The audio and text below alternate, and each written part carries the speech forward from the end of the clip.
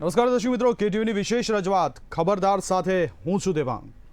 દર્શક મિત્રો, આ કાર્યક્રમમાં અમે આપને ખબરદાર એટલા માટે કરી રહ્યા છે કે જે પ્રશ્ન અમે અહીંયાથી ઉઠાવીએ છીએ એ પ્રશ્ન આપને સીધો લાગુ પડે છે। આપના આર્થિક વ્યવહારો કે આપના સામાજિક કાર્યો દરેકને એ સીધી કે આડકતરી રીતે અડતો હોય છે। આજે જે અમે મુદ્દો પસંદ કર્યો છે દર્શક મિત્રો, કદાચ મારી પાછળ તમે વાંચી શકો છો કે રાજકીય પાર્ટીઓ માલામાલ થઈ છે અને આ હું નથી કહેતો, આ એડીઆરના રિપોર્ટમાં દર્શાવવામાં આવ્યું છે। દર્શક મિત્રો, તમે જાણો છો કે એક બાજુ મોંઘવારી કૂદકે ને ભૂસકે વધી રહી છે, એક સામાન્ય નાગરિકને બે છેડા ભેગા કરવા પણ મુશ્કેલ થઈ રહ્યા છે। ઘર કેવી રીતે ચલાવવું એ માણસ 24 કલાકે વિચારમાંથી બહાર નથી આવતો, કારણ કે એક સાંધેને ટેર તૂટે તેવી પરિસ્થિતિનું નિર્માણ થઈ રહ્યું છે।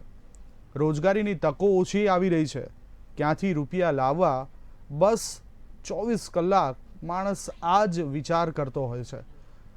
પણ રાજકીય પાર્ટીઓએ આની જરાય ચિંતા કરવાની જરૂર નથી, કારણ કે દર્શક મિત્રો, કોરોના જેવી મહામારી પણ આવી આજથી 2.5 વર્ષ પહેલાં। આ મહામારીમાં તમે જાણો છો કે ઘણા બધા ઉદ્યોગો એવા હતા કે જે મૃતપ્રાય થઈ ગયા, ખાસ કરીને એમએસએમઈ ઉદ્યોગ કે જેમાં દેશનું અર્થતંત્ર, મોટાભાગનું અર્થતંત્ર તેની ઉપર નભતું હતું, એ એમએસએમઈ ઉદ્યોગ મૃતપાય અવસ્થામાં આવી ગયો। પણ રાજકીય પાર્ટીઓ એની ચિંતા કરવાની કોઈ જરૂર નથી। કેમ? કારણ કે એમની પાસે ખબર નહીં એવી ફોર્મ્યુલા છે કે દેશમાં ગમે તેટલી મહામારી આવે, દેશમાં ગમે તેટલું આર્થિક સંકટ આવે, ગમે તેટલી મોંઘવારી આવે, પણ રાજકીય પાર્ટીઓને આ બધાથી દૂર રાખે છે। દર્શક મિત્રો, એડીઆરના રિપોર્ટમાં જણાવવામાં આવ્યું છે કે રાજકીય પાર્ટીઓએ છેલ્લા 18 વર્ષની અંદર લગભગ 1947% જેટલો પોતાની સંપત્તિમાં વધારો કર્યો છે। દર્શક મિત્રો, વિચાર તો કરો, 1947%ની વાત કરી રહ્યો છું હું। કેટલા ટકા ઇન્વેસ્ટમેન્ટનું રિટર્ન મળ્યું તમને સાહેબ?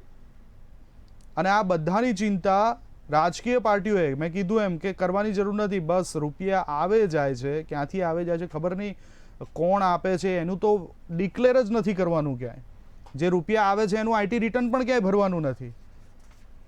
પણ એવો તો શું ફોર્મ્યુલા છે રાજકીય પાર્ટીઓ પાસે કે આટલા રૂપિયા, આટલી સંપત્તિઓ એમની દિવસે ને દિવસે વધી રહી છે? દર્શક મિત્રો, હું તમને આંકડો જણાવું તો સૌથી મોખરે છે ભારતીય જનતા પાર્ટી। ભારતીય જનતા પાર્ટીએ 18 વર્ષની અંદર 4800% પોતાની સંપત્તિમાં વધારો કર્યો છે। એક આંકડો જે દર્શાવે છે એ મુજબ 2004 અને 5માં એમની સંપત્તિ 122 કરોડ રૂપિયા હતી, જે વધીને 2021-22માં 6046 કરોડ રૂપિયા પહોંચી ગઈ છે। એટલે કે સીધો 4800%નો વધારો થઈ ગયો। દર્શક મિત્રો, તમને વિચાર આવતો હશે કે એવું તો કયું તમારું ઇન્વેસ્ટમેન્ટ હશે? ઉદ્યોગપતિઓ પણ વિચારતા હશે, એમની પાસે પણ આ ફોર્મ્યુલા નહીં હોય કે આટલા બધા ટકા વળતર કેવી રીતે મળી શકે આટલા ઓછા વર્ષની અંદર। એ ફોર્મ્યુલા રાજકીય પાર્ટીઓ પાસે છે, કદાચ એમની પાસે શીખવા જેવું છે। દર્શક મિત્રો, ભારતીય જનતા પાર્ટી પછી આપણે વાત કરીએ કોંગ્રેસની। કોંગ્રેસનું પરફોર્મન્સ સુધર્યું છે, કારણ કે છેલ્લે લગભગ 2019-20માં એડીઆરનો રિપોર્ટ આવ્યો હતો અને એમાં પણ રાજકીય પાર્ટીઓની સંપત્તિ કેટલી એનું વિશ્લેષણ કરવામાં આવ્યું હતું। એ સમયે લગભગ કોંગ્રેસ પાર્ટી 3જા નંબર ઉપર હતી, પણ આ વખતે કોંગ્રેસ પાર્ટીએ પોતાનું પરફોર્મન્સ સુધાર્યું છે। ચલો, ઇલેક્શનમાં તો કોંગ્રેસ પાર્ટીની હાલત આપણે જોઈએ છે, પણ પૈસા મેળવવાની બાબતમાં કોંગ્રેસ પાર્ટીએ પરફોર્મન્સ સુધારીને હવે બીજો નંબર હાંસલ કર્યો છે। 2004-5માં કોંગ્રેસ પાસે 167 કરોડ રૂપિયા હતા, જે 380% વધીને એમની પાસે અત્યારે 805 કરોડ રૂપિયા પોતાની સંપત્તિ છે। 3જા નંબર ઉપર સીપીઆઈએમ કે જે 90 કરોડથી વધીને સીધા 735 કરોડ થયા। બીએસપી, હવે બીએસપી આમ તો કહેવાય રાષ્ટ્રીય પક્ષ, પણ 1-2 સ્ટેટ સિવાય એમનું બીજે ક્યાંય વર્ચસ્વ નથી। ખાસ કરીને યુપી, ઉત્તર પ્રદેશની અંદર આ પક્ષે કાઠું કાઢ્યું, પરંતુ એમાં પણ જોવા જઈએ તો ઇલેક્શનની અંદર છેલ્લા કેટલાક વર્ષોમાં જોઈએ તેવું પ્રદર્શન પણ નથી રહ્યું, પણ છતાં પણ 4થા નંબર ઉપર બીએસપી આપણને દેખાઈ રહી છે અને લગભગ 43 કરોડથી લઈને 690 કરોડ રૂપિયા સુધીની તેમની સંપત્તિ છેલ્લા 18 વર્ષમાં વધી છે। એટલે કે 1500%નો વધારો થયો છે। અને દર્શક મિત્રો, હવે વાત કરીએ એક એવી પાર્ટી કે જેનો ટકાવારી જ એની સંપત્તિ કરતાં પણ વધારે છે. 1,83,000% વધ્યા છે તૃણમૂલના. એમની પાસે ફક્ત 25 લાખ રૂપિયાની સંપત્તિ હતી 2004-05ની અંદર, અને અત્યારે એ પાર્ટી પાસે 458 કરોડ રૂપિયાની સંપત્તિ છે. અને એના પછી એનસીપી, જે પણ નેશનલ પક્ષ છે, 1.6 કરોડથી લઈને 74.53 કરોડ સુધી એમની સંપત્તિ, 4,500% જેટલી સંપત્તિમાં વધારો થયો છે.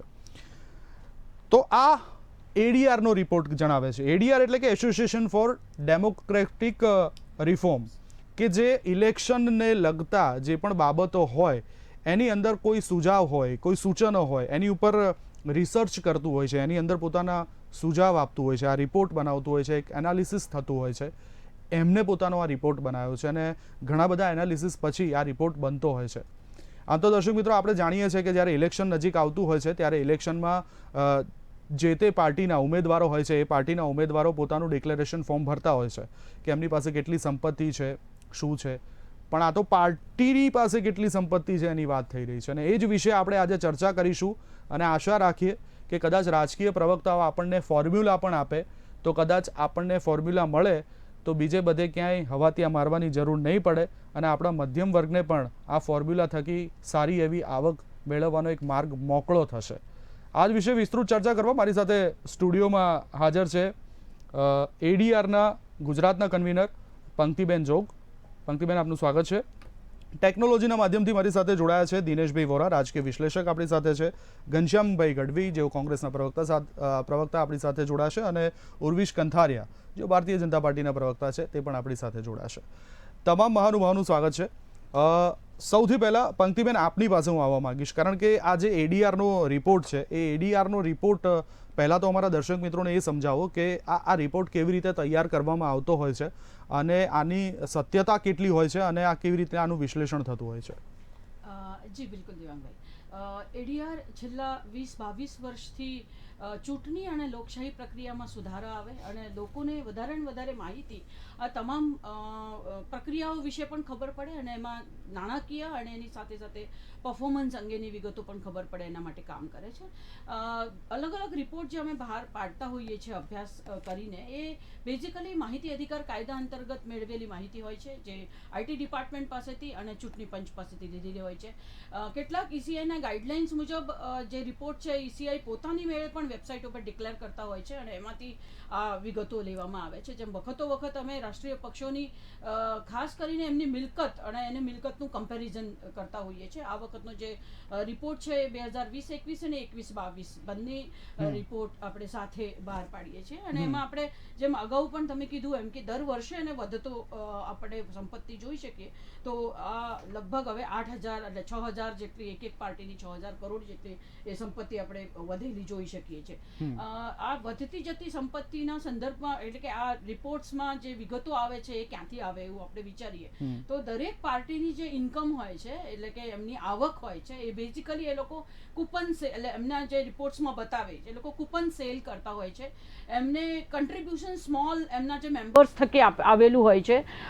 છેલ્લા 4 વર્ષથી આપણી પાસે, 4 નહીં 5 વર્ષથી આપણી પાસે ઇલેક્ટોરલ બોન્ડ નામની એક યોજના છે, જે 2017માં ઇન્ટ્રોડ્યુસ કરવામાં આવી, અને જેના થકી કોઈને પણ નામ ડિક્લેર કર્યા વગરનું ડોનેશન આપી શકાય એવી એક ખાસ યોજના કરવામાં આવી. એટલે એના થકી પણ આવતું હોય છે. અને બીજા એક નવી ખાસ યોજના કરવામાં આવી છે, ખાતો વ્યવસ્થા કરવામાં આવી છે, જેના થકી પોલિટિકલ પાર્ટી ફંડ મેળવતા હોય છે, અને એ છે ઇલેક્ટોરલ ટ્રસ્ટ. એટલે કે એવા ટ્રસ્ટ હોય છે, એવી સંસ્થાઓ હોય છે જે ખાસ આવું ફંડિંગ ભેગું કરવા માટે થઈને જ બનાવેલી હોય છે. એટલે અલગ અલગ કોર્પોરેટ્સ પાસેથી કાં તો વ્યક્તિઓ પાસેથી ફંડ ભેગું કરે છે અને પછી જુદી જુદી પાર્ટીઓને આપે છે. એટલે આ ફંડ, આ ઇલેક્ટોરલ, જેમ કે પ્રુડન્ટ ઇલેક્ટોરલ ટ્રસ્ટ છે, તો એની પાસે 800 કરોડ કે 1000 કરોડ કે 4,000 કરોડ કેવી રીતે આવ્યા એ તમને ખબર ના પડે, અને એમને પછી કોઈ પાર્ટીને આપ્યા એટલી જ વાત ખબર પડે. એટલે છેલ્લા કેટલાય વખતથી, અને ખાસ કરીને છેલ્લા 5 5-6 વર્ષની આપણે વાત કરીએ તો જે આપણને સૌથી વધારો દેખાય છે એ એટલા માટે પણ દેખાય છે કે જેમ જેમ આમાં ગુપ્તતા વધી છે એમાં વધારો આપણને દેખાય છે અને આનો આપણે સીધો ચૂંટણીમાં પણ અસર જોઈ શકીએ છીએ કે જ્યારે કોઈ પણ ઉમેદવાર ચૂંટણી લડે ત્યારે એને પોતાનું ખર્ચ એને ડિક્લેર કરવાનો હોય છે કે મેં મંડપ માટે કેટલો ખર્ચ કર્યો, મીટિંગ માટે, રેલી માટે, પણ એ જ જો પાર્ટીએ ખર્ચ કર્યો હોય ને તો એમને એની કોઈ લિમિટ નથી હોતી અને એ ગમે તેટલા ખર્ચ કરી શકે છે. અને આપણે જોઈ શકીએ છીએ કે આવનારા મતલબ દિવસે ને દિવસે નાનાથી માંડીને મોટી ચૂંટણીઓમાં જે પક્ષ તરફથી કરવામાં આવતો જે ખર્ચ છે એ બહુ જ મોટો હોય છે, પછી એ કોઈ પણ પક્ષ હોય, અને વધતો જાય છે. એટલે ચૂંટણી પ્રક્રિયામાં પૈસા અને પૈસા થકી બાહુબળ આ બંનેનો જે એક કોમ્બિનેશન છે જે ઓબ્વિયસલી આપણા આખા લોકશાહી પ્રક્રિયાને અને ચૂંટણીને અને મતદારોના પોતાના ચોઇસ સુધી, એટલે એમની પોતાની જે વિકલ્પ છે ત્યાં સુધી અસર કરે છે. બિલકુલ. એટલે દર્શક મિત્રો, તમે જોયું તેમ કે જે ઉમેદવારો હોય છે ઇલેક્શનની અંદર, એ ઉમેદવારોએ તો પોતાના ફોર્મની અંદર પોતાની સંપત્તિ ડિક્લેર કરવી જ પડે છે, પરંતુ સાથે સાથે તે ચૂંટણીમાં કેટલો ખર્ચ કરશે એનો હિસાબ પણ આપવાનો હોય છે. આ લોકશાહી લોકતાંત્રિક વ્યવસ્થા છે. પણ અત્યારે આ વ્યવસ્થાની અંદર જ જે રાજકીય પાર્ટી પાસે, પંક્તિબેને કીધું એમ, કે જે સંપત્તિ રહેલી છે એ સંપત્તિનો ક્યાં તેઓ કેટલો ઉપયોગ કરશે એની બેલેન્સ શીટ બનાવવાની પણ એમને જરૂર નથી. જે લોકો આ રાજકીય પાર્ટીઓને ફંડિંગ આપે છે એમને ઇન્કમ ટેક્સમાંથી તો બાદ મળી જાય છે, પણ આ રાજકીય પાર્ટીઓએ તો ઇન્કમ ટેક્સ ભરવાનો પણ નથી આવતો. એટલે કે આટલા કરોડો રૂપિયા ભેગા કર્યા પછી પણ તેમણે માથે કોઈ બોજ નથી. હા, બોજ છે, દેવું છે, એ પણ એડીઆરના રિપોર્ટમાં દર્શાવવામાં આવ્યું છે. આ દેવું જે છે એની પણ દર્શક મિત્રો વાત કરી લઈએ તો લગભગ અત્યારે કોંગ્રેસ માથે સૌથી વધારે 41 કરોડ રૂપિયાનું દેવું છે. જોકે વર્ષ 2019-20માં જે એડીઆરનો રિપોર્ટ આવ્યો હતો એમાં લગભગ 49 કરોડ રૂપિયાનું દેવું કોંગ્રેસ પાસે હતું. એટલે કે દેવું કોંગ્રેસનું ઓછું થયું છે અને એમાં ક્યાંક સંપત્તિમાં પણ વધારો થયો છે. એટલે કોંગ્રેસ પક્ષનું પરફોર્મન્સ સુધર્યું છે. પણ પછી જો વાત કરવામાં આવે તો સીપીઆઈએમના માથે 12 કરોડ 21 લાખનું દેવું છે અને ભારતીય જનતા પાર્ટી ઉપર 5 કરોડ 17 લાખ રૂપિયાનું દેવું છે. એટલે કે દેવામાં કોંગ્રેસ મોખરે રહી છે. તો ઇન્વેસ્ટમેન્ટ કેટલું છે એ આપણે પૂછીશું કે ઇન્વેસ્ટ શું ક્યાંય કોઈએ કર્યું છે, એ पंक्तिबेन पूछीशू. પણ दिनेश जी भी हमारे साथ जुड़ चुके हैं. दिनेश जी, स्वागत है आपका. एडीआर का जो रिपोर्ट आया है दिनेश जी, तो जैसे कि पंक्तिबेन ने अभी बताया कि ये कैसे बनाया जाता है, क्या क्या सर्च होता है, क्या क्या विश्लेषण होता है, ये बहुत विस्तृत माहिती हमें दी है. और पंक्तिबेन गुजरात के एडीआर के कोऑर्डिनेटर है. दिनेश जी, मैं आपसे यही जानना चाहूँगा कि ऐसी तो कौन सी फॉर्मूला है, ऐसी तो कौन सी जादुई छड़ी है राजकीय पक्षों के पास कि उनकी संपत्ति में 4900% का इजाफा हो गया पिछले 18 सालों में. सर, मध्यम वर्ग का आदमी जूझ रहा है कैसे इस महंगाई से लड़ा जाए, और दूसरी तरफ ये राजकीय पार्टियां अपनी संपत्तियां दिन ब दिन बढ़ाए जा रही है. जी, आप सभी को नमस्कार. और मैंने अभी जो वक्ता थे उनकी बात बड़ी ध्यान से सुनी. भारत का जब संविधान लिखा गया था तो संविधान की एक सबसे खूबसूरत चीज ये थी कि उसने चुनाव लड़ने का अधिकार सबको दिया था, बिना भेदभाव के. गरीब है, अमीर है, एजुकेटेड है, अनएजुकेटेड है, इस बात को कंसीडर नहीं किया. हर व्यक्ति को अधिकार दिया कि आप चुनाव की प्रक्रिया के द्वारा, जो भारत को चलाने की प्रक्रिया है, लोकतंत्र है, उसमें आप भाग ले सकते हो. यानी कि for the people, by the people, of the people, real term में हमने भारत में लागू किया. जो अमेरिका बहुत समय तक नहीं कर पाया, हमने महिलाओं को बराबर अधिकार दिया शुरुआत से पहले दिन से. आप ध्यान रखिएगा, ये किसी और संविधान में नहीं था, हमने दिया. लेकिन वक्त गुजरता गया और हमारा जो तंत्र है वो for the rich, by the rich, of the rich हो गया. सिर्फ अमीर लोगों का पूरा तंत्र बन के रह गया. अगर आप रिपोर्ट देखेंगे, भारत की पर कैपिटा इनकम देखें और हमारे जो चुने हुए प्रतिनिधि हैं उनकी पर कैपिटा इनकम देखें तो आप शॉक में पड़ जाएंगे कि यहाँ तो सिर्फ अमीरों का राज है. कोई एक आधा 100 में से कोई एक वास्तव में एक छोटा आम आदमी वहां पर मिल जाए तो मिल जाए, अदरवाइज कोई ऐसा व्यक्ति नहीं जिसकी करोड़ों अरबों की संपत्ति ना हो. मैं आपको बताऊं, और ये एक पार्टी नहीं, सारी पार्टियों के अंदर ये हाल है. चाहे कोई भी ABCD कोई पार्टी आप ले लीजिए. इसका मतलब ये हुआ कि गरीब इस हाशिए में बाहर हो गया. सर, गरीब उस पंक्ति से बाहर हो गया। अब जिस लेवल का पैसा खर्च हो रहा है यहां पर, अगर आप उसको देखें तो आपको दो चीजें मिलेंगी। नंबर वन, हमारा लोकतंत्र और हमारा संविधान, हमारी सरकार कहती है कि हम ट्रांसपेरेंट हैं, यानी कि पारदर्शिता, जो भी पैसा आएगा जाएगा किसी के पास, उसमें पारदर्शिता होनी चाहिए। बिल्कुल। लेकिन हमने एक ऐसा सिस्टम पैदा किया जो पूरा अपारदर्शी है कि पैसा कौन दे रहा है वो हमने बताना ही नहीं है, वो पैसा क्यों दे रहा है वो भी हमने नहीं बताया। अगर कोई व्यक्ति पैसा देगा और हैवी मनी देगा इस लोकतंत्र के अंदर, तो आपको उसके बदले में कुछ देना तो पड़ेगा। तो मुफ्त में तो आपको आके सैकड़ों करोड़ आपकी झोली में डाल नहीं देगा।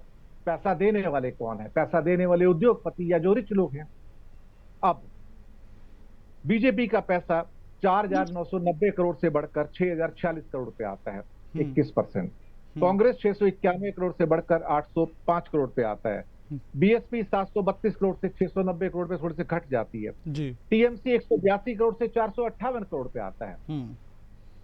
मैं आपको दो आंकड़े और देता हूं। ये एक कंपनी के क्या कहते हैं कि जो एनुअल रिपोर्ट है उसमें से निकले हैं। कंपनी का नाम है वेदांता। ओके। उन्होंने कितने पैसे डोनेट किए, वो कॉलम क्या कहता है? कॉलम है 2023 में, 2022 में, 2021 में, 2020 में कितने पैसे दिए गए। मैं आपको एक संबंध बताने की कोशिश कर रहा हूं। किस पर्पस के लिए दिए गए, ये कंपनी की रिपोर्ट में लिखा क्या है? Money spent towards local, regional, national, political campaigns, organisations and candidates. Sir, इससे ज्यादा बड़ी बात हो नहीं सकती। ये वर्ड कंपनी की रिपोर्ट पे लिखे हुए हैं। कितने पैसे दिए सर? फाइनेंशियल ईयर 2023 में 1550 करोड़, फाइनेंशियल ईयर 22 में 1230 करोड़, फाइनेंशियल 21 के अंदर कुछ भी नहीं क्योंकि कोरोना साल था, और 2020 के फाइनेंशियल ईयर में 1140 करोड़, 4000 करोड़ रुपए पेमेंट किया जाता है सर 4 सालों में।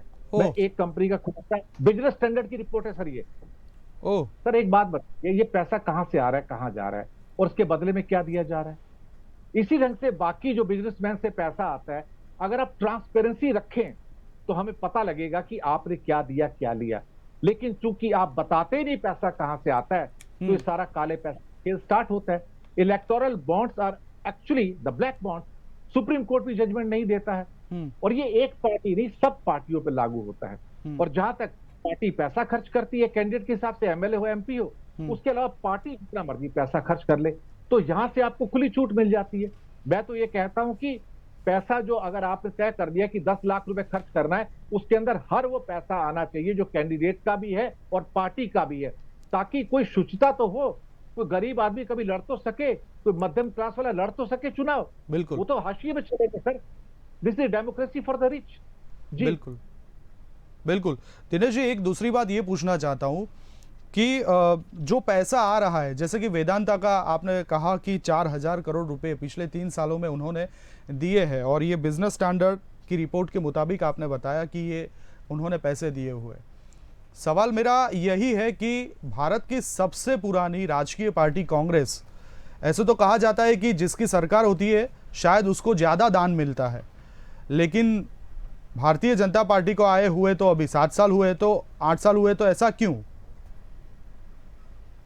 देखिए, बात पार्टी की नहीं है, बात पार्टी कोई भी हो सकती है। कल को कोई दूसरी रूलिंग पार्टी आएगी, उसको उतना पैसा मिलना शुरू हो जाएगा। हमारे एक ट्रेंड बना हुआ है जो कि हमारे उद्योगपतियों के द्वारा है, जो सामने होता है, शासक होता है, उसको ज्यादा पैसा मिलता है। ये बात कांग्रेस के टाइम में भी थी, मैं आपको पहले बता दूं। उस टाइम बीजेपी के पास पैसे नहीं होते 2014 से पहले। अच्छा। ये भी एक हकीकत है, ये भी एक हकीकत है। अगर आप रिकॉर्ड उठा के देखेंगे तो आपको पता लगेगा, अगर जिन्होंने दान दिया है पैसा, उस टाइम तो ये इलेक्टोरल बॉन्ड नहीं थे, लेकिन जो दान दिया पैसा, आप कंपैरिजन देखेंगे आपको ऐसा ही मिलेगा वहां पे। तो जो रूलिंग पार्टी होती है उसको ज्यादा मिलता है। टीएमसी को पैसा क्यों मिला ज्यादा? आप सोचिए, टीएमसी 182 करोड़ रुपए थी, उसके 458 करोड़ है। क्यों है सर, आप बताइए मुझे? क्योंकि वो रूलिंग पार्टी है, तो रूलिंग पार्टी को ज्यादा पैसा मिलता है जो रूल करता है। पर कहीं ना कहीं कुछ तो शुचिता लाएंगे आप, कुछ तो कंट्रोल लाएंगे। अभी तो पैसे वालों की सरकार है, पैसे वालों के बॉन्ड है, पैसे वालों खड़े होते हैं। आप लिस्ट उठा के देखिए जितने लोग आते हैं जो अब नॉमिनेशन फाइल करते हैं। हमने एक ऐसी व्यवस्था बना दी है जिसके अंदर एक मध्यम वर्गीय या गरीब इस लोकतंत्र के अंदर उसके लिए कोई स्थान नहीं है। और अगर उसकी लड़ाई की बात करते हैं तो हमारे जितने चुने प्रतिनिधि हैं, irrespective of the any government in state और सेंटर, वो कहते हैं कि हम तो गरीबों की सरकार है, गरीब के लिए करते हैं। लेकिन हमने ये वो देखा नहीं ना।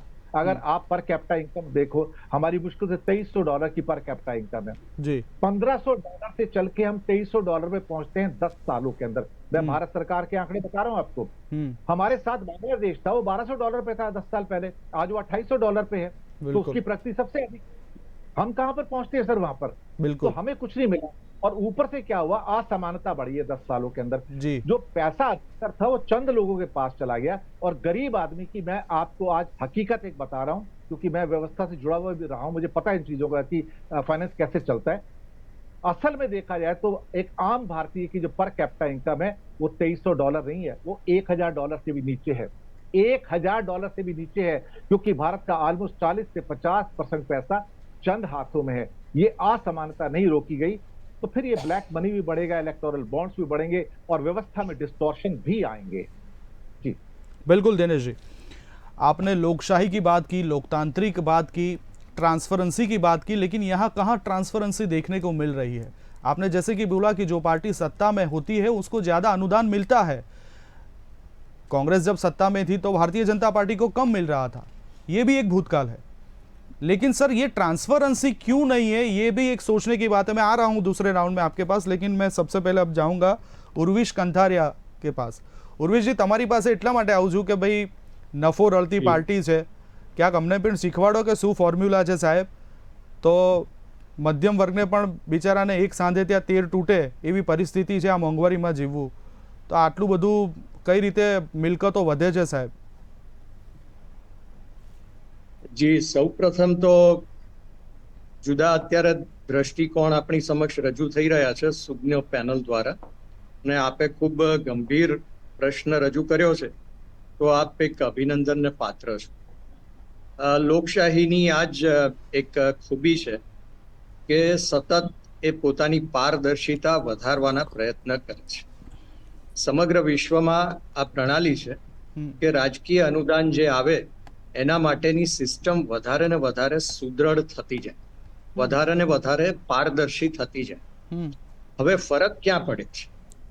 પહેલાનો એક સમય હતો જ્યારે ભારતીય જનતા પાર્ટીના ઉમેદવાર ડિપોઝિટ બચાવે ચૂંટણીમાં તો એ મીઠાઈ વેચતા। એ વખતે સ્ત્રોતની બહુ કમી હતી। ધીમે ધીમે પોતાના કાર્ય દ્વારા જન સ્વીકૃતિ મેળવતા ગયા, અને જુદા જુદા પ્રદેશોમાં, જુદી જુદી સ્વાયત્ત સરકારોમાં, સ્થાનિક સ્વરાજ્યની સંસ્થાઓમાં, અને પછી રાષ્ટ્રીય સ્તરે પણ પોતે પાવરમાં આવ્યા, કલ્યાણના કામો હાથે લીધા, લોકો સુધી પહોંચ્યા, અને અલ્ટિમેટલી જનમાનસમાં જ્યારે સ્વીકૃતિ વધે છે ત્યારે એ પાર્ટીને अनुदान रूपे ચોક્કસ સહાય મળતી હોય છે। બિલકુલ, પરંતુ ફરક એ વાતનો છે, ફરક હું આપને ખાસ ફરક એ નોંધવા જેવો છે કે કેટલાક સમય પહેલા આ ઓફિશિયલ સિસ્ટમ નહોતી, હવે એ ઓફિશિયલ સિસ્ટમ છે કે તમે એટલીસ્ટ તમે કહી શકો છો કે તમારી પાસે કેટલા પૈસા ડોનેશન થી આવ્યા છે। પહેલા એ હતું નહીં।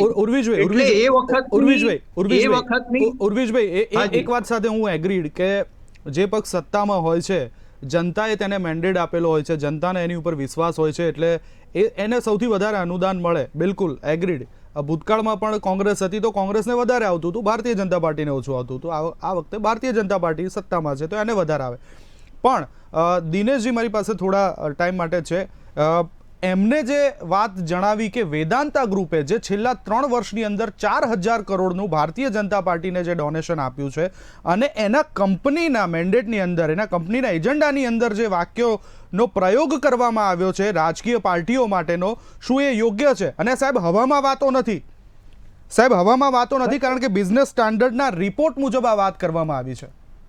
सर मैंने ये नहीं कहा कि भाजपा को पैसा दिया, मैंने कहा political party, okay, political party नाम नहीं लिया। जी जी जी, હું એમાં સુધારી, હા ઉર્વિશભાઈ હું એમાં સુધારો કરું, પણ સાહેબ જે શબ્દોનો ઉલ્લેખ કરવામાં આવ્યો એ શબ્દોને લઈને રાજકીય પાર્ટીઓની પારદર્શિતા ઉપર શું સવાલ ઊભા નથી થતા? 4,000 કરોડ રૂપિયા જો વેદાંતાએ આપ્યા હોય, આપણે એવું નથી માનતા કે 4,000 કરોડ રૂપિયા ફક્ત ભારતીય જનતા પાર્ટીને આપ્યા, પણ સાહેબ હું એવું માનું છું અને તમે પણ માનો છો કે જે પક્ષ સત્તા ઉપર હોય એને સૌથી વધારે ડોનેશન મળ્યું હોય. આમાં પારદર્શિતા બંને તરફી હોય છે, આપનાર અને લેનાર. એટલે અત્યારની સિસ્ટમ એવી છે કે આપનારે પોતાની બેલેન્સ શીટમાં તો પોતે કયા પર્પઝથી આપ્યા છે એ રિફ્લેક્ટ કરવું જ પડે છે. હવે 4,000 કરોડ એમણે રાજકીય પક્ષોને આપ્યા, એ શા માટે આપ્યા એ કોમેન્ટ કરવા માટે અત્યારે આપણે સમર્થ નથી. ના ના, એ શા માટે આપ્યા ચોક્કસ ઉર્વેશભાઈ, શા માટે આપ્યા એ એમને લખ્યું છે. दिनेश जी प्लीज एक बार कहेंगे कि उन्होंने क्या कारण दर्शाया था? जी, कॉलम में जो लिखा हुआ है उन्होंने, जो कंपनी रिपोर्ट है मैं बता देता हूं फिर से आपको. This money was spent towards, column जो होता है जहां पे डेबिट क्रेडिट आता है, लोकल रीजनल और नेशनल पॉलिटिकल कैंपेन्स, ऑर्गेनाइजेशंस और कैंडिडेट, इसके ऊपर पैसा खर्च किया गया है.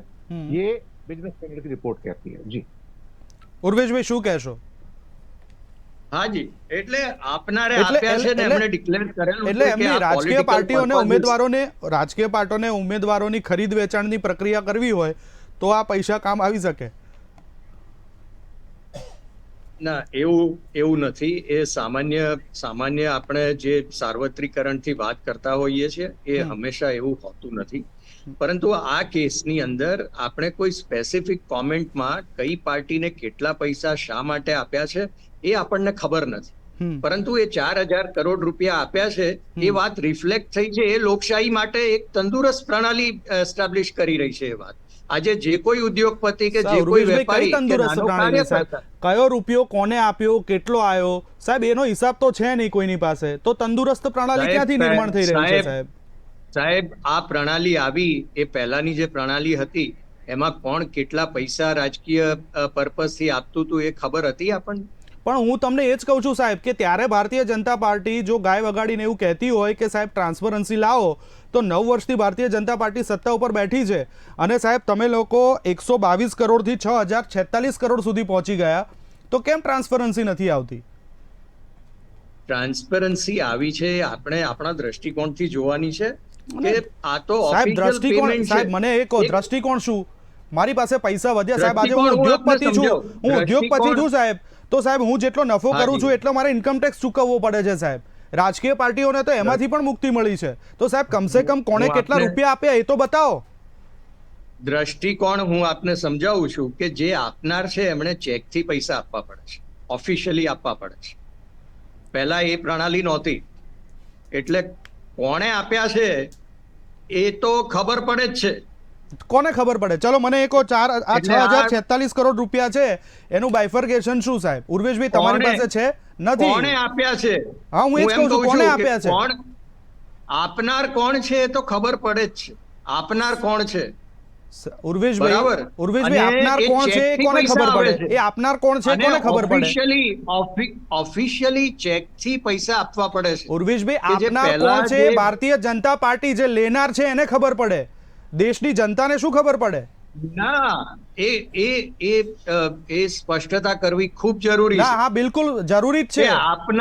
આપનારે પણ સ્પષ્ટતા કરવી પડે છે અત્યારે પોતાની બેલેન્સ શીટમાં કે રાજકીય પર્પઝથી કેટલા પૈસા આપ્યા. ઉર્વેશભાઈ આપનાર અને લેનાર સિવાય લોકતંત્રની અંદર તમે જ્યારે રાજકીય પાર્ટીને ફંડિંગ કરી રહ્યા છો અને રાજકીય પાર્ટીએ ફંડિંગ સ્વીકારી રહી છે, તો આપનાર અને લેનાર સિવાય કોને ખબર પડી કે આને પૈસા આપ્યા? આપનાર પોતાની બેલેન્સ શીટમાં જ્યારે એ રિફ્લેક્ટ કરે છે અને પોતે ATG નો ફાયદો લે છે ત્યારે સિસ્ટમને ખબર પડે. એક છેલ્લી 2 મિનિટ, કારણ કે દિનેશજીનું પ્રતિક્રિયા લઈ લઉં, પછી એમને મારે વિદાય કરવાની છે. એમને કિંમતી સમય એમને મને ફાળવ્યો છે, ક્યાંક એમને જવાનું છે સોશિયલ કામથી. એટલે દિનેશજી એક 2 મિनट्स की कमेंट्स प्लीज. देखिए ये बीमारी है, ये कैंसर है. अपारदर्शिता कैंसर है जिसे नॉन ट्रांसपेरेंसी कहते हैं. लोकतंत्र में नॉन ट्रांसपेरेंसी का कोई स्थान नहीं है. आपके पास क्या आ रहा है, क्या जा रहा है, पता होना चाहिए. इंटरनेशनल अकाउंटिंग स्टैंडर्ड जो है उसके अंदर भारत सिग्नेटरी है. मैं आपको बताऊं उसकी क्या बोलते हैं कॉन्फ्रेंस का भी, कि भारत अकाउंटिंग के अंदर हमेशा ट्रांसपेरेंसी बरतेगा कि पैसा कहां से आ रहा है, कहां से जा रहा है, क्योंकि हम फेयर अमाउंट ऑफ मनी के साथ बिजनेस करना चाहते हैं, इंटरनेशनल ट्रांजैक्शन करना चाहते हैं। जब हम उनको वादा करते हैं तो हम अपनी जब पार्टी के अंदर सारी चीजें यूज करते हैं इस किस्म का पैसा, तो हम पब्लिक को क्यों नहीं बताते? पब्लिक को अगर हम ट्रांसपेरेंसी का आह्वान करते हैं, ईमानदार बनने का आह्वान करते हैं, सच्चाई का आह्वान करते हैं, तो पहले वो सच्चाई आप शुरू करो ना। आप क्यों नहीं शुरू करते उसको? अगर आप शुरू करोगे, आप कहोगे देखो मेरा घर ऐसा है, मैं इस घर में रहता हूं, मेरे पास इस सोर्स से मेरे पास इतने पैसे आए और मैंने उनको कोई उसके बदले में लीगल बेनिफिट नहीं दिया है कि उन्होंने मेरे को इतना डोनेशन दिया है, 100 रुपए दिया, 200 दिया, 1000 जो भी दिया, मैंने उसके बदले में कुछ नहीं दिया है। लेकिन यहां पर क्या होता है कि टू एंड फ्रो का सारा सिस्टम चल रहा है। अगर आप पैसे दे रहे हैं तो उसके बदले में आप फेवर मांग रहे हैं और सरकारें फेवर करती आई हैं। इतिहास इस बात का गवाह है। ऐसा कौन सा व्यक्ति होगा जो अपनी जेब से निकाल के 100 करोड़ 200 करोड़, टाटा जो पैसे देता है अपने, टाटा उसका एक ट्रस्ट बनाया हुआ है इलेक्टोरल का, उसके द्वारा पैसे देता है वो, और वो भी करोड़ों अरबों में देता है, तो उसके पास हिसाब है कि पैसे दे रहा है। लेकिन समस्या सारी है कि किसको कितना जा रहा है वो भी तो बताना चाहिए। अगर उसने सपोज करो कि एक अमाउंट दे दिया, एक्स अमाउंट दे दिया एबीसी, मैं ये नहीं कहूंगा कि एबीसी अमाउंट दिया, तो उसको भी रहेगा कि मुझे भी तो कुछ सुनेगा बाद में, कि मुझे भी तो कोई फेवर करेगा। तो सरकारें, जब मैं कुछ पैसा दे रहा हूं किसी को, किसी इंडस्ट्री ने 100 करोड़ दे दिया, 200 करोड़ दे दिया, भाई मुझे भी तो कुछ फेवर मिले। मैं अगर डोनेशन देने के लिए बैठा हूं क्या आपको? बिल्कुल। तो सर ये गिव एंड टेक चल रहा है। नहीं, बिल्कुल बिल्कुल बिल्कुल सही है दिनेश जी। बंद करेंगे तब तक आप फायदा भी देंगे, और फायदा देने का मतलब होता है भ्रष्टाचार। मैं आपको बताऊं, सच्ची बात कहूं तो फायदा देने का मतलब होता है भ्रष्टाचार। चलो ઉર્વેશભાઈ પ્રતિક્રિયા લઉં છું તમારી, પણ એ પહેલા Dineshji thank you very much, આપ અમારી સાથે જોડાયા, તમારો કિંમતી સમય અમને આપ્યો એ બદલ આપ જઈ શકો છો, કારણ કે આપ સામાજિક કામથી આપ વ્યસ્ત છો એમાં।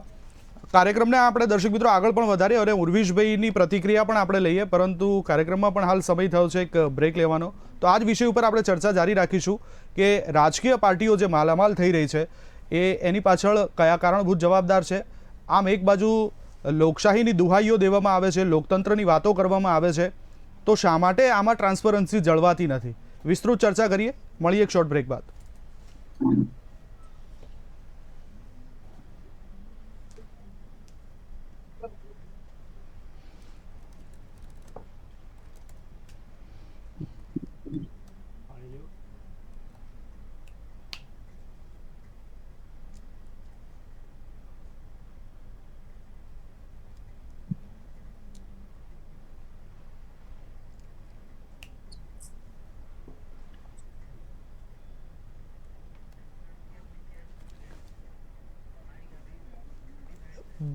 ब्रेक दिया।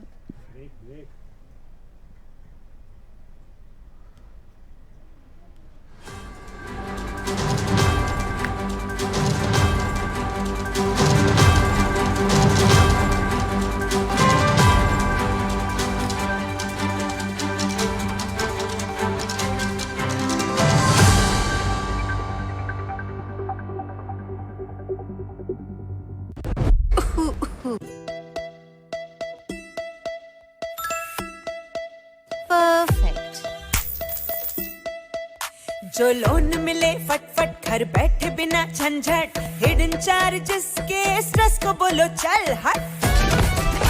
ओ बिजनेस बढ़ाना, गुड़िया को पढ़ाना, या मिसेस के साथ वेकेशन, लो मुथूट फाइनेंस गोल्ड लोन, भरोसा इंडिया का, भरोसा इंडिया का। अगर घर लगे है छोटा एडजस्ट नहीं होता, लो मुथूट फाइनेंस होम लोन, भरोसा इंडिया का, भरोसा इंडिया का।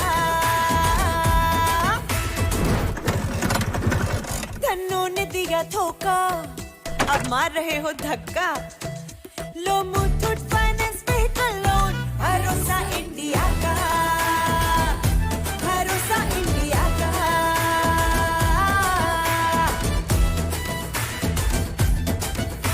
अटके हो बिकॉज पैसा तो रोना धोना कैसा, लो Muthoot Finance personal loan, loan loan, भरोसा इंडिया का,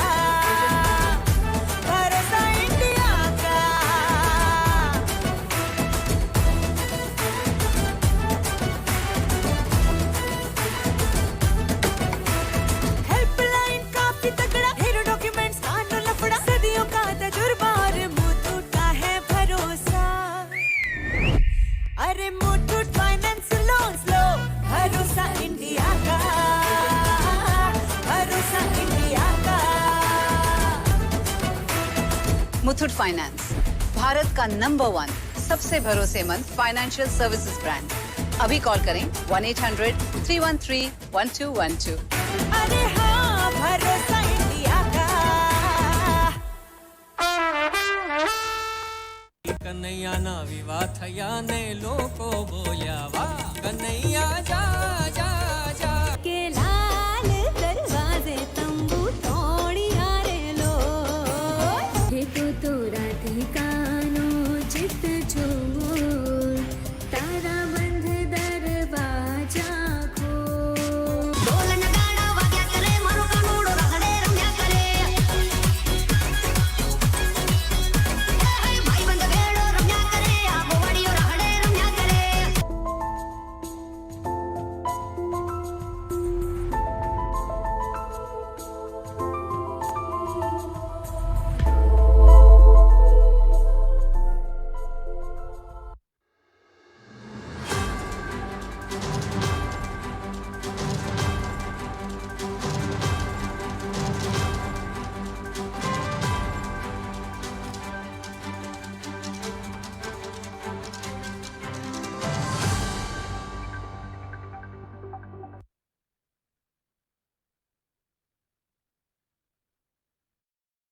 દર્શક મિત્રો, બ્રેક બાદ ફરી એકવાર આપનું સ્વાગત છે। આપણે ચર્ચા કરી રહ્યા છીએ એડીઆરના રિપોર્ટ ઉપર। રાજકીય પાર્ટીઓ માલામાલ થઈ રહી છે।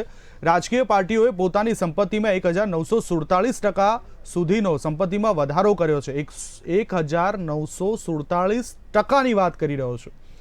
દર્શક મિત્રો, બ્રેક પહેલાં જે ચર્ચાઓ થઈ કે એક બાજુ રાજકીય પાર્ટીઓ લોકશાહીની દુહાઈઓ આપતી હોય છે, લોકતંત્રની વાતો કરતી હોય છે, તો એમને આપનાર જે ફંડિંગ ક્યાંથી આવતું હોય છે એ કેમ ડિક્લેર નથી થતું, ત્યાં પારદર્શિતા કેમ નથી જળવાતી, આ વિશે આપણે વિસ્તૃત ચર્ચા કરી રહ્યા છે। બ્રેક પહેલાં દિનેશજી જોડે વાત થઈ હતી અને એની પ્રતિક્રિયા ઉર્વિશભાઈ પાસે આપણે માંગવાની હતી, પણ ઉર્વિશભાઈ પહેલાં હું ઘનશ્યામભાઈ પાસે હવે જવા માંગીશ, કારણ કે ઘનશ્યામભાઈના પણ સવાલ જાણીને કદાચ ઉર્વિશભાઈ બે સવાલોની એક સાથે પ્રતિક્રિયા આપશે।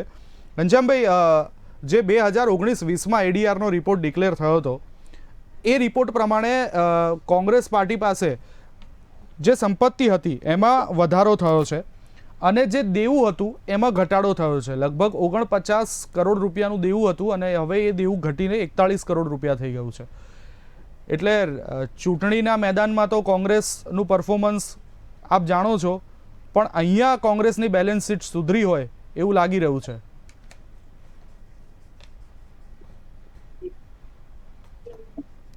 જી ઘનશ્યામભાઈ,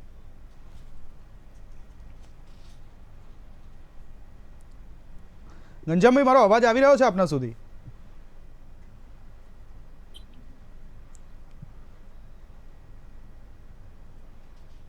કદાચ મારો અવાજ ત્યાં સુધી નથી પહોંચી રહ્યો। ટેકનિકલ ટીમને કહીશ કે મારો અવાજ એમના સુધી પહોંચાડજો। પણ ઉર્વિશભાઈ, હું ફરી એક વખત તમારી પ્રતિક્રિયા લેવા માંગીશ।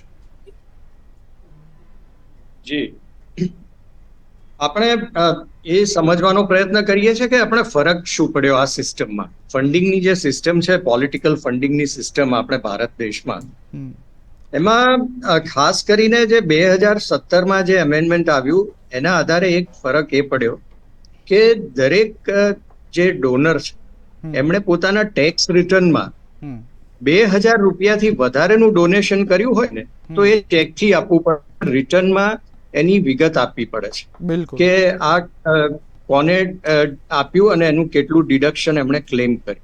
બિલકુલ। આનાથી શું ફરક પડ્યો છે કે સિસ્ટમની પાસે એ માહિતી આવે છે કે કોણ રાજકીય ડોનેશન કેવી રીતે કરે છે, અને જ્યાં કઈ વિસંગતતા લાગે છે ત્યાં એ સિસ્ટમ પોતાની રીતે કામ કરી શકે છે। એટલે આ એક આવેલો એક મોટામાં મોટો સુધારો છે। પહેલા આ પ્રમાણે હતું નહીં કે માત્ર કેશ થી કે કોઈ પણ માધ્યમથી ડોનેશન અપાતા હતા, એનું કોઈ એકાઉન્ટિંગ નહીં હતું। હવે 2000 રૂપિયાથી વધારેનું, 1 રૂપિયાનું પણ વધારે ડોનેશન આપેલું હોય તો એ પોતે પોતાના ઇન્કમ ટેક્સ રિટર્નમાં એ વિગત બતાવવી પડે છે। બરાબર છે। પણ એટલે ઉર્વેશભાઈ, સવાલ એ જ છે, તમે જેમ કીધું એમ કે ચલો એક સિસ્ટમ આવી, પણ એ સિસ્ટમ શું આવી કે જે ઇન્વેસ્ટર્સ છે એ ઇન્વેસ્ટર એટલે કે જે આપવા માગે છે એ 2000 કરતાં વધારેના રૂપિયા આપવા માગે છે તો એ ચેકના સ્વરૂપમાં હોવું જોઈએ। બિલકુલ, એ જે રૂપિયા આપે છે એ રૂપિયાનું એમને ઇન્કમ ટેક્સમાંથી બાદ મળશે। પણ સાહેબ, તમે એક વાત સમજો કે મારી કંપની તમને દાન કરે છે, એ દાનની રકમ હું મારી બેલેન્સ શીટમાં બતાવીશ તો એ બેલેન્સ શીટ કોની પાસે જશે? ફક્ત મારી કંપનીમાં ઇન્વેસ્ટ કરનાર લોકો પાસે. એ કંઈ જાહેર તો થવાની નથી. સિસ્ટમ પાસે પણ જશે. હા, સિસ્ટમ ભાઈ, બરાબર. કારણ કે હા, તો તમે- સિસ્ટમ તમે જ્યારે રિટર્ન ફાઇલ કરશો, ઉર્વેશભાઈ બહુ સરસ return જવાબ આપ્યો. file સિસ્ટમ કરશો. એટલે કોણ સાહેબ? સિસ્ટમ એટલે કોણ? તમે. સરકાર. ટેક્સ રેવન્યુ ઓથોરિટીઝ પાસે એ વિગત જશે એક્ઝેક્ટલી. કે તમે તો સર, તમે તો સર, અમારી પાર્ટીને ઉર્વેશભાઈ, આપ્યા તો તમે એની તો receipt ઉર્વેશભાઈ, તમે હું તમને લીધી એ જ કહું અને છું રિસિપ્ટના કે આધારે તમે તમે ડિડક્શન ક્લેમ તો કરો છો. સરકાર પાસે ડેટા જાય છે તો એ ડિક્લેર કેમ નથી કરતા?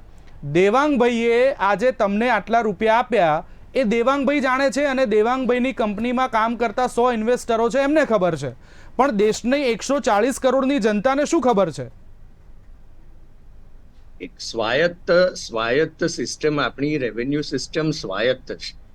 એ સ્વાયત્ત સિસ્ટમને ખબર સર, પડે છે રેવન્યુ કે સિસ્ટમ કોણે કેટલા સ્વાયત્ત છે, રૂપિયા. પણ રાજકીય પાર્ટી કોઈની પાસેથી અનુદાન લેતી હોય તો સાહેબ આ લોકતાંત્રિક મુદ્દો થયો, સંવિધાનનો મુદ્દો થયો, પારદર્શી વહીવટનો મુદ્દો થયો. સાહેબ, કોઈ ઉદ્યોગપતિ કે કોઈ વેપારી કે કોઈ રોકાણકાર પોતાને તકલીફ થાય એ રીતે કોઈને દાન આપે નહીં. એ બહુ સ્વાભાવિક બિઝનેસ સેન્સની વાત છે. એટલે જ્યારે આ પ્રમાણેની વ્યવસ્થા સર્જાઈ છે કે ચેકથી પૈસા આપવા અને નહીં, રિટર્નમાં તમે- એની તમે વિગત ઉર્વેશભાઈ આપવી, મારો સવાલ ત્યારે ના સમજો. પારદર્શિતાનો તમે મુદ્દો ઉર્વેશભાઈ જે સવાલ છે, ના- તમે હું ફરી એક વખત કહું, નુકસાન કોઈ પણ બિઝનેસમેન કોઈને નુકસાન જાય એ રીતનું તો એ બિઝનેસ કરે જ નહીં. આપણે તો સાહેબ અહીંયા ખબર નહીં કોણ કેટલા આપે છે, એ તો લેનાર અને દેનારને ખબર છે.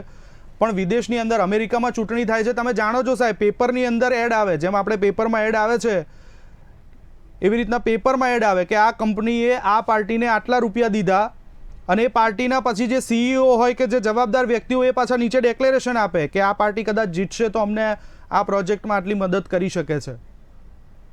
આટલી પારદર્શિતા છે ત્યાં. હા, એટલે આપણે એ પારદર્શિતા તરફ આપણે જવાનો પ્રયાસ કર્યો અને એમાં ઓફિશિયલી 2000 રૂપિયાથી વધારેનું પેમેન્ટ ચેકથી આપવું, એની રિસિપ્ટ પ્રાપ્ત કરવી, એ રિટર્નમાં એની વિગત આપવી અને ડિડક્શન ક્લેમ કરવું, જેથી કરીને સિસ્ટમને એની સંપૂર્ણ માહિતી હા. પારદર્શિક રીતે મળી રહે છે. બિલકુલ. ચલો આ એ મોટો સુધારો આવેલો. ઘનશ્યામભાઈ હવે પાસે એમાંથી આપણે આગળના તબક્કે એ વાત છે કે કોણે કેટલા પૈસા આપ્યા એ વાત જાહેર થાય. આ એક રીતે આપણે સિસ્ટમને જે વાત મળે છે એ જાહેર વાત જ છે.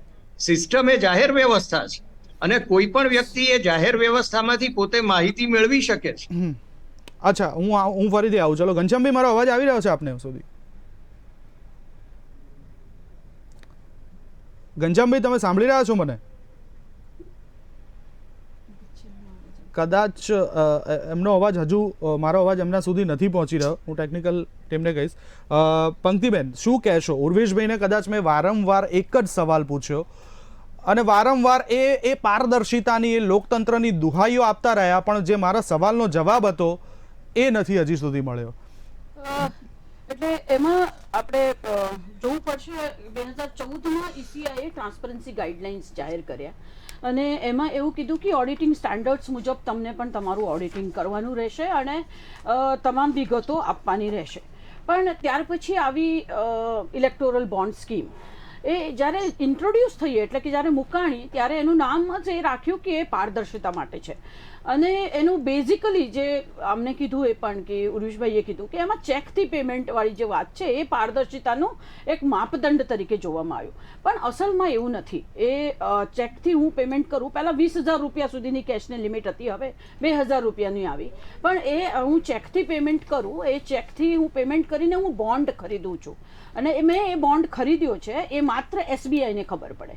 અને એ બોન્ડ મને કોઈ પણ પાર્ટીને હું આપી શકું, એક ડીડી જેવું હોય છે, એટલે હું કોઈ પણ પાર્ટીને આપું.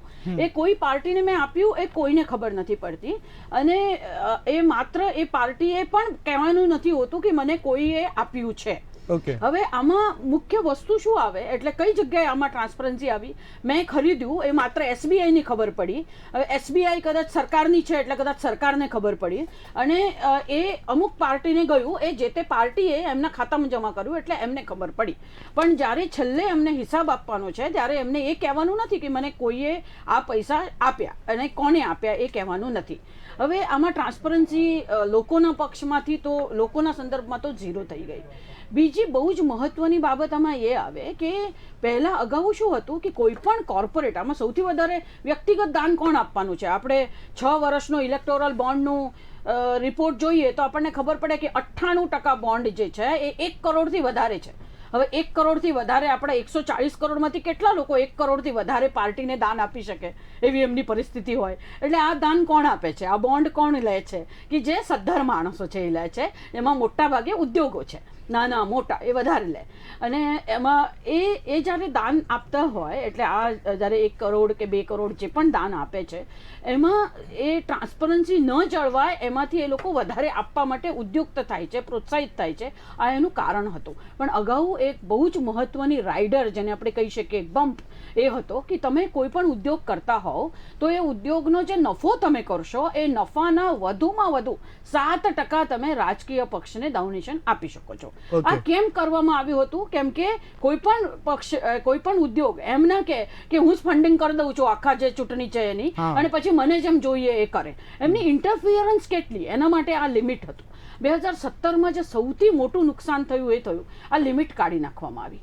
એટલે હવે મારી કંપની જે શેલ કંપનીઝ ઊભી થઈ આપણને દેખાય છે, જે રાજ્યની અંદર ચૂંટણી હોય એ રાજ્યની અંદર અનેક એવી કંપનીઓ જેનું નામ ના સાંભળ્યું હોય એવી કંપનીઓ ઇલેક્ટ્રોલ બોન્ડ થકી કેવી રીતે ડોનેશન આપે છે? કેમ કે એમને 1 રૂપિયાનો વ્યાપાર ન કર્યો હોય તો પણ એ ડોનેશન આપી શકે અને ગમે તેટલું આપી શકે. Sky is the limit. એટલે એનો અર્થ એવો થાય કે કોઈ પણ એવા શેલ કંપની ઊભી કરી અને 50,000 કરોડ રૂપિયાને પણ ડોનેશન કરી શકે અને એ આખી રાજકીય પક્ષોની જે ચૂંટણી છે એ પ્રક્રિયા આખી સ્પોન્સર કરી શકે, ત્યાં સુધી એને લિમિટ આવી ગયું. એટલે આ જે છે એ બહુ ઘાતક છે આપણી લોકશાહી પ્રક્રિયા માટે. આ લિમિટ હટાવવી એ ઘાતક છે. ગમે તેટલું ડોનેશન આપી શકે. એક માણસ આપો પણ સાહેબ ડિક્લેર કરો ને કે ભાઈ આ માણસ આ ચૂંટણી સ્પોન્સર કરે છે. બીજું વધુમાં કહ્યું કે ઇલેક્ટોરલ ટ્રસ્ટ વાળી જે છે એ પણ છેલ્લા 10 વર્ષમાં જ આવેલી સિસ્ટમ છે. એટલે આપણે પારદર્શિતા તરફ નથી જતા, આપણે પારદર્શિતાથી આપણે ઓપેકનેસ એટલે આપણે આમ પથ્થરની દિવાલ તરફ જઈ રહ્યા છીએ. કેમ કે અને હું કોઈ પણ પક્ષને એમાં વાત નથી રાખતી. પહેલું જે અગાઉ જે ઇલેક્ટોરલ ટ્રસ્ટની સ્કીમ હતી એ 2014 પહેલા આવેલી છે અને ઇલેક્ટોરલ બોન્ડ પછી આવેલું છે. બંનેનો ઉદ્દેશ શું છે કે ફંડિંગનો સ્ત્રોત ખબર ન પડે. અને કોને ખબર ન પડે? જનતાને ખબર ન પડે. સરકારને તો ખબર પડશે, સિસ્ટમને તો ખબર પડશે, પણ સિસ્ટમ એની સામે હવે એક્શન નથી લઈ શકવાની. કેમ કે હું 5,000 કરોડ આપું તો પણ મને ઇન્કમટેક્સ ડિપાર્ટમેન્ટ નથી પૂછવાનો કે તમે શું કામ આપ્યું. કેમ કે કંપની તો ગમે તેટલું આપી શકે, એવું જ આપણે પહેલાથી પ્રોવિઝન કર્યું છે. એટલે જ્યારે આપણે એમ કહીએ છીએ ને કે સિસ્ટમ એકાઉન્ટેબલ બનાવશે કોઈ વસ્તુને, તો એના માટેના કાયદાઓ આપણા ચૂંટાયેલા લોકો સંસદમાં ઘડતા હોય છે અને એમને એવો કાયદો ઘડીને મૂકી દીધો છે કે સિસ્ટમ એક્ટ જ ના કરી શકે. અને પછી વાતો થાય લોકશાહીની, વાતો થાય લોકતંત્રની, સંવિધાનની, પારદર્શિતાની અને આવી બધી દુહાઈઓ આપવામાં આવે. વેલ ઘનશ્યામજી, મારો અવાજ તમારા સુધી પહોંચી રહ્યો છે? ઘનશ્યામભાઈ, મારો અવાજ આવી રહ્યો છે આપના સુધી? સંભળાય છે તમને? જે બિલકુલ, તમારો અવાજ મને આવી રહ્યો છે. મારો અવાજ આવી રહ્યો છે આપના સુધી? આવે છે. બિલકુલ. ઘનશ્યામભાઈ, શું કહેશો કે કોંગ્રેસનું આમ જોવા જઈએ તો છેલ્લે જે એડીઆર રિપોર્ટ આવ્યો એની કરતા આ વખતના એડીઆર રિપોર્ટમાં પરફોર્મન્સ સુધર્યું છે? હવે ઇલેક્શનના મેદાનમાં તો શું હાલત હોય છે ખબર છે, પણ ચલો અહીંયા તો કંઈક કોંગ્રેસે સારું પ્રદર્શન કર્યું છે. શું કહેશો? દેવાંગભાઈ, વર્ષોથી આ એક પ્રથા છે આઝાદી મળી ત્યારથી. પણ શરૂઆતમાં જે ઉદ્યોગ ગૃહો હતા એ આ દેશભક્તિ સાથે જોડાયેલા હતા અને ક્યાંક ને ક્યાંક એ આ રાષ્ટ્રીય પાર્ટીઓને મદદ કરતી હતી એટલા માટે કે રાષ્ટ્રીય પાર્ટીઓ આ દેશ ચલાવે, લોકશાહીમાં દેશ ચાલે અને સારી રીતે ચાલે. અને જે ઉદ્યોગ ગૃહો સારો કોઈ નફો કરે છે, કમાણી કરે છે, એમાંથી થોડો હિસ્સો, એટલે જેમ પંક્તિબેને કીધું એમ પહેલા 60% કે એવું હતું એના નફાનો, એમાંથી અમુક આપે ડોનેશન. અને એ ડોનેશન આપે એ ખોટું પણ નહોતું, કારણ કે ઘણી એવા ઉદ્યોગ ગૃહો હતા. દાખલા તરીકે આપણે વાત કરીએ તો આઝાદીના સમયમાં ખુદ બિરલા પાસેથી ગાંધીજી પણ ફંડ લેતા. પણ એ ગાંધીજી જો સમય આવે તો બિરલાની મિલની સામે અનશન પણ ઉતરતા એના બિલકુલ ગરીબના હિતોને રક્ષાઓ માટે. જી પણ હવે થોડે ધીરે જે રીતે આપણે દિનેશભાઈએ દાખલો આપ્યો કે એક ઉદ્યોગ ગૃહ આટલું બધું એક સાથે ડોનેશન આપી દે, ત્યારે ક્યાંક ને ક્યાંક સમાજમાં અને લોકોને કઈક શંકા જાય કે શા માટે આટલું એક ઉદ્યોગ ગૃહ દાન આપે. અને હું રાજકીય પાર્ટીનો હોવા છતાં, રાજકીય પક્ષમાંથી આવતો હોવા છતાં હું એવું માનું છું કે કોઈ પણ એક ઉદ્યોગ ગૃહ અથવા અમુક ઉદ્યોગ ગૃહો જો કોઈ પણ પાર્ટીને વધારે પડતું આ ડોનેશન આપે તો ક્યાંક ને ક્યાંક એ પણ એવી અપેક્ષા રાખે કે એ એનું વળતર મેળવે. એટલા માટે આ એક ગંભીર પ્રશ્ન છે. પણ રાજકીય પાર્ટીઓની પણ એક મુશ્કેલી એ છે કે એને પક્ષ ચલાવવા માટે આજના સમયમાં ચૂંટણીઓ ખૂબ જ મોંઘી થઈ રહી છે. ના ગંજામભાઈ એગ્રીડ કે ચૂંટણીઓ લડવી હોય તો રૂપિયા વગર ન લડી શકાય. ક્યાંક એની પાછળ ખર્ચાઓ કરવા પડતા હોય છે, પ્રચાર પ્રસાર પાછળ ખર્ચો થતો હોય છે, ઉમેદવારને ખરીદ લે વેચ કરવા હોય તો ખર્ચો થતો હોય છે, ક્યાંક હોર્ડિંગ્સ લગાવવા હોય તો ખર્ચો થતો હોય છે. આવા બધા ખર્ચા થતા હોય છે. પણ સાહેબ મારો સવાલ એ છે કે સાહેબ એ ખર્ચાનો હિસાબ અને પૈસા ક્યાંથી આવ્યા છે એટલી તો ટ્રાન્સપરન્સી હોવી જોઈએ કે ના હોવી જોઈએ? એ હોવું જોઈએ, ચોક્કસ હોવું જોઈએ. ટ્રાન્સપરન્સી હોવી જોઈએ. દેશની જનતાને ખબર પડવી જોઈએ કે આ પાર્ટી પાસે ક્યાંથી ક્યાં કેટલા રૂપિયા આવ્યા અને કઈ રીતે આ રૂપિયાનો ઉપયોગ વપરાય છે. એ ટ્રાન્સપરન્સી હોવી જોઈએ એવું હું માનું છું. ઘનશ્યામભાઈ પંક્તિબેન પૂછી રહ્યા છે કે ઇલેક્ટ્રોનિક બોન્ડને કેમ એપ્રોચ કરવામાં આવ્યો સરકાર દ્વારા?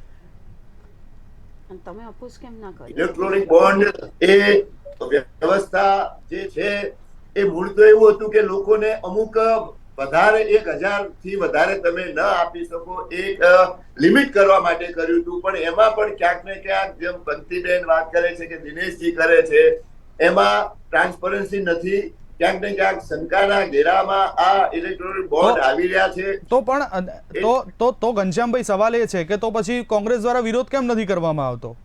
પણ હું વ્યક્તિગત માનું છું કે એમાં ટ્રાન્સપરન્સી હોવી જોઈએ. કોંગ્રેસ પાર્ટી તમે જુઓ, કોંગ્રેસ પાર્ટીના જે ડોનેશન મળે છે એ બહુ મર્યાદિત મળે છે. કોંગ્રેસ પાર્ટીએ પહેલા પણ જયારે વાત આપણે અગાઉ કરી દિનેશભાઈ ને તમે બંને કે જયારે સત્તામાં હતી ત્યારે એને વધારે આવતું હશે, પણ એટલું વધારે નહોતું આવતું કે જે એકદમ તમે જુઓ કે સીધો 4800 એના 4800 ના ટકાવારી એટલી બધી વધી જાય એક પાર્ટીને. એટલા બધા પ્રમાણમાં આ બીજી પાર્ટીઓને તૃણમૂલને બાદ કરતા બીજાની ટકાવારી જુઓ તો એટલી બધી નથી. એટલે માટે કોંગ્રેસ પણ જયારે સત્તામાં હતી ત્યારે એવો કોઈ મોટો એની પાસે નહોતું ફંડ કે જે એકદમ થોડા વર્ષોમાં એકદમ વધી જાય. એટલે આજે હું માનું છું કે કોંગ્રેસ સત્તામાં આવે તો પણ અને જ્યાં હોય ત્યાં પણ એ ટ્રાન્સપરન્સી હોવી જોઈએ કે કઈ ઉદ્યોગ ગૃહ અથવા કોઈ વ્યક્તિએ શેના માટે કેટલું ડોનેશન કર્યું. કોઈ જયારે અમુક ગૃહો જ જયારે ડોનેશન કરતા હોય ત્યારે સમાજમાં ભ્રષ્ટાચાર વધે, શોષણ વધે અને એનું વળતર માંગે એવું વ્યક્તિગત માનું છું. ચલો ઘનશ્યામભાઈ બિલકુલ, એટલે તમે કીધું કે બિલકુલ વિરોધ થવો જોઈએ અને આ એક તમારો અંગત વિચાર હતો. પણ તમારા અંગત વિચાર સાથે હું માનું છું કે કોંગ્રેસ પાર્ટી પણ જો તમારા વિચારને ધ્યાને લે અને જે આ બોન્ડની પ્રથા છે એને ઉપર કંઈક વિચારે તો ક્યાંક ટ્રાન્સપરન્સી આવવાનો સવાલ છે. મારા પાસે સમયની મર્યાદા છે એટલે કાર્યક્રમને અહીં પૂરો કરવો પડશે. પરંતુ અમારી પાર્ટીના નેતાઓ તો હંમેશા ટ્રાન્સપરન્સીની જ વાત દેવાંગભાઈ કરી છે અને અમારી પાર્ટી જ્યાં જ્યાં સત્તામાં આવશે ત્યાં ટ્રાન્સપરન્સી થશે હું માનું છું. ઘનશ્યામભાઈ, પંક્તિબેન પાસે અને મારી પાસે છે ને તમે એવું કહો છો એક બાજુ કે અમારી પાર્ટીના નેતાઓ સપોર્ટ કરે છે અને અમારા બંને પાસે અત્યારે એ પુરાવા છે કે સુપ્રીમ કોર્ટની અંદર તમે આ બોન્ડને સપોર્ટ કરતું એફિડેવિટ દાખલ કર્યું છે. તો સાહેબ અને આ ફક્ત કોંગ્રેસ નહીં, તમામ પક્ષોએ કરેલું છે. અત્યારે ફક્ત આ એક જ રસ્તો ઇલેક્ટ્રિક બોન્ડ થ્રુ આવે છે એટલા માટે કર્યું છે. કોઈ બીજી સારી આનાથી વ્યવસ્થા થશે ટ્રાન્સપરન્સીની ત્યારે એને કરશું. અચ્છા, આશા રાખીએ કે થશે. એટલા માટે થશે કારણ કે ન ફક્ત રાજકીય પક્ષો પરંતુ લોકો પણ જાણી શકે. વહેલા ચર્ચામાં ભાગ લેવા માટે થઈને પંક્તિબેન આપનો, ઘનશ્યામભાઈ આપનો અને રૂએશભાઈ આપનો ત્રણેયનો આભાર. દર્શક મિત્રો, રાજકીય પાર્ટીઓની સંપત્તિમાં ખૂબ વધારો થઈ રહ્યો છે, માલામાલ થઈ રહી છે, અને તમે જાણો છો કે અત્યારે મધ્યમ વર્ગ કેવી રીતે જીવી રહ્યો છે.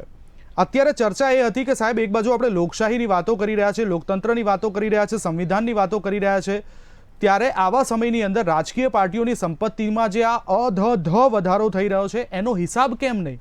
લોકોને શું જાણવાનો તો એનો હક નથી?